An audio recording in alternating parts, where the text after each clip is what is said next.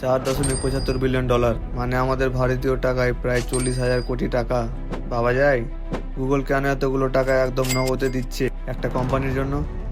এই উত্তরটা লুকিয়ে আছে আমাদের বর্তমান সময়ের হট টপিক এআই বা আর্টিফিশিয়াল ইন্টেলিজেন্সের ভেতরে।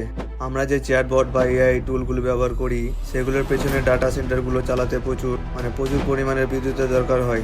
সেই বিদ্যুতের সাপ্লাই ঠিক রাখতেই গুগল সোজা কিনে নিল সান ফ্রান্সিসকো কোম্পানি ইন্টারসেক্টকে।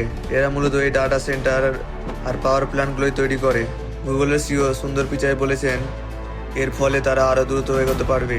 কিন্তু ভাবার বিষয় হলো এখানে অ্যামাজন বা মাইক্রোসফটের মতো কোম্পানিরাও এই রেসে দৌড়াচ্ছে এবং গুগলের ওপর নানা আইনি নজরদারি চলছে। সেখানে তারা এত বড় ঝুঁকি নিয়ে পুরো কোম্পানিটাই কিনে ফেললো কেন? আসলে ট্র্যাক্সে গুগল 40 বিলিয়ন ঢালছে তাদের ইনফ্রাস্ট্রাকচারের জন্য, আর এই ডিলটা সেটাকে আরও স্পিড দেবে। তাহলে কি আগামী দিনের যুদ্ধটা শুধু টেকনোলজির নয়, বরং কে কতটা বিদ্যুৎ দখল করতে পারে তার লড়াই হতে যাচ্ছে?